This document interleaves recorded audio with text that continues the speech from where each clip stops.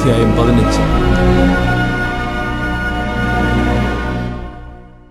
നെബാത്തിന്റെ മകനായ യൊരോബിയാം രാജാവിന്റെ 18-ാം ആണ്ടിൽ അബിയാം യഹൂദയിൽ വാണു തുടങ്ങി. അവൻ 3 സംവത്സരം യെരുശലേമിൽ വാണു. അവന്റെ അമ്മയ്ക്ക് മയക്ക എന്നു പേര്. അവൾ അബ്ശാലോമിന്റെ മകൾ ആയിരുന്നു. തന്റെ അപ്പൻ മുമ്പേ ചെയ്തിരുന്ന സകല പാപങ്ങളിലും അവൻ നടന്നു.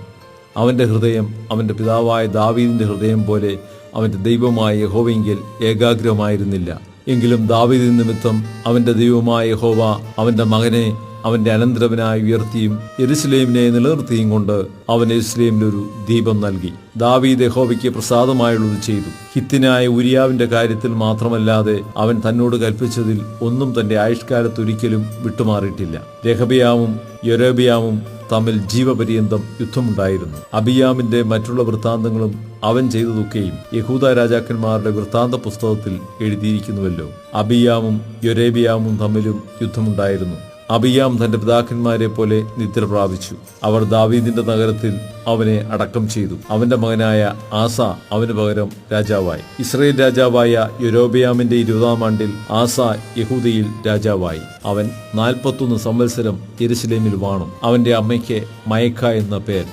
അവൾ അബ്ശാലോമിന്റെ മകളായിരുന്നു. ആസ തന്റെ പിതാവായ ദാവീദിനെ പോലെ യഹോവയ്ക്ക് പ്രസാദമായുള്ളത് ചെയ്തു.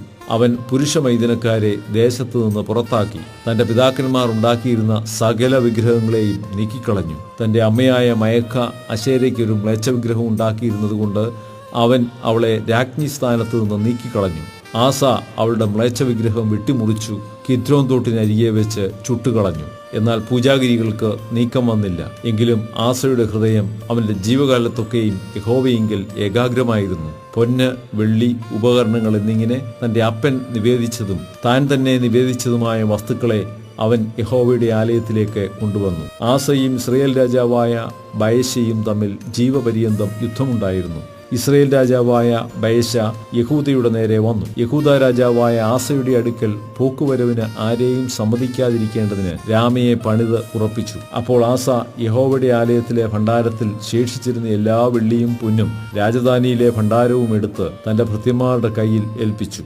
ആസ രാജാവ് ദമ്മേശേക്കിൽ പാർത്ത ഹെസ്യോന്റെ മകനായ തബ്രിമ്മോന്റെ മകൻ ബെൻഹദദ് എന്ന അരാം രാജാവിന് അവയെ കൊടുത്തയച്ചു. എനിക്കും നിനക്കും എന്റെ അപ്പനും നിന്റെ അപ്പനും തമ്മിൽ സഖ്യമുണ്ടല്ലോ. ഇതാ, ഞാൻ നിനക്ക് സമ്മാനമായി വെള്ളിയും പൊന്നും കൊടുത്തയക്കുന്നു. ഇസ്രായേൽ രാജാവായ ബേശ എന്നെ വിട്ടുപോകേണ്ടതിന് നീ ചെന്ന് അവനോടുള്ള നിന്റെ സഖ്യം ത്യജിക്കണം എന്ന് പറയിച്ചു. ബെൻഹദദ് ആസ രാജാവിന്റെ അപേക്ഷ കേട്ടു. തന്റെ സേനാപതികളെ ഇസ്രായേൽ പട്ടണങ്ങൾക്ക് നേരെ അയച്ച് ഇയ്യോനും ദാനും ആബേൽ ബേത് മയക്കയും കിന്നരോത്ത് മുഴുവനും നഫ്താലി ദേശമൊക്കെയും പിടിച്ചടക്കി. ബയശ അത് കേട്ടപ്പോൾ രാമ പണിയുന്നത് നിർത്തി തിർസയിൽ തന്നെ പാർത്തു. ആസ രാജാവ് ഒരു വിളംബരം പ്രസിദ്ധമാക്കി ഒട്ടൊഴിയാതെ യഹൂദയെ മുഴുവനും വിളിച്ചുകൂട്ടി. അവർ ചെന്ന് ബേശ പണിത് ഉറപ്പിച്ച രാമയുടെ കല്ലും മരവും എടുത്തുകൊണ്ടുവന്നു. ആസ രാജാവ് അവ കൊണ്ട് ബെന്യാമീനിലെ ഗേബയും മിസ്പയും പണിത് ഉറപ്പിച്ചു. ആസയുടെ മറ്റുള്ള സകല വൃത്താന്തങ്ങളും അവന്റെ സകല പരാക്രമ പ്രവൃത്തികളും അവൻ ചെയ്തതൊക്കെയും അവൻ പട്ടണങ്ങൾ പണിതതും യഹൂദ രാജാക്കന്മാരുടെ വൃത്താന്ത പുസ്തകത്തിൽ എഴുതിയിരിക്കുന്നുവല്ലോ. എന്നാൽ അവന്റെ വാർദ്ധക്യകാലത്ത് അവന്റെ കാലുകൾക്ക് ദിനം പിടിച്ചു. ആസ തന്റെ പിതാക്കന്മാരെ പോലെ നിദ്ര പ്രാപിച്ചു. തന്റെ പിതാവായ ദാവീദിന്റെ നഗരത്തിൽ അവന്റെ പിതാക്കന്മാരുടെ അടുക്കൽ അവനെ അടക്കം ചെയ്തു. അവന്റെ മകനായ യഹോശഫാത്ത് അവന് പകരം രാജാവായി. യഹൂദ രാജാവായ ആസയുടെ 2-ാം ആണ്ടിൽ യൊരോബയാമിന്റെ മകനായ നാദാബ് ഇസ്രായേലിൽ രാജാവായി. അവൻ 2 സംവത്സരം ഇസ്രായേലിൽ വാണു. അവൻ യഹോവയ്ക്ക് അനിഷ്ടമായുള്ളത് ചെയ്തു. തന്റെ അപ്പന്റെ വഴിയിലും അവൻ ഇസ്രായേലിനെ കൊണ്ട് ചെയ്യിച്ച പാപത്തിലും നടന്നു.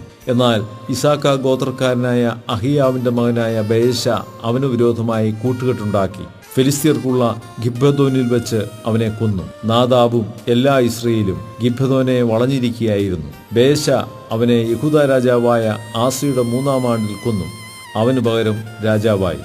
അവൻ രാജാവായ ഉടനെ യൊരോബയാം ഗൃഹത്തെ മുഴുവനും നിഗ്രഹിച്ചു. യഹോവ ശിലോന്യനായ അഹിയാവ് എന്ന തന്റെ ദാസൻ മുഖാന്തരം അരുളി ചെയ്ത വചനപ്രകാരം അവൻ യൊരോബയാമിന് ശ്വാസമുള്ള ഒന്നിനെയും ശേഷിപ്പിക്കാതെ അശേഷം മുടിച്ചു കളഞ്ഞു. യൊരോബയാം ചെയ്തതും ഇസ്രായേലിനെ കൊണ്ട് ചെയ്യിച്ചതുമായ പാപങ്ങൾ നിമിത്തവും അവൻ ഇസ്രായേലിന്റെ ദൈവമായ യഹോവയെ കോപിപ്പിച്ചത് നിമിത്തവും തന്നെ നാദാവിന്റെ മറ്റുള്ള വൃത്താന്തങ്ങളും അവൻ ചെയ്തതൊക്കെയും ഇസ്രായേൽ രാജാക്കന്മാരുടെ വൃത്താന്ത പുസ്തകത്തിൽ എഴുതിയിരിക്കുന്നുവല്ലോ. ആസയും ഇസ്രായേൽ രാജാവായ ബയശയും തമ്മിൽ ജീവപര്യന്തം യുദ്ധം ഉണ്ടായിരുന്നു. യഹൂദ രാജാവായ ആസയുടെ 3-ാം ആണ്ടിൽ അഹിയാവിന്റെ മകനായ ബയശ എല്ലാ ഇസ്രയേലിനും രാജാവായി തിർസയിൽ 24 സംവത്സരം വാണു. അവൻ യഹോവയ്ക്ക് അനിഷ്ടമായുള്ളത് ചെയ്തു. യൊരോബെയാമിന്റെ വഴിയിലും അവൻ ഇസ്രയേലിനെ കൊണ്ട് ചെയ്യിച്ച പാപത്തിലും നടന്നു.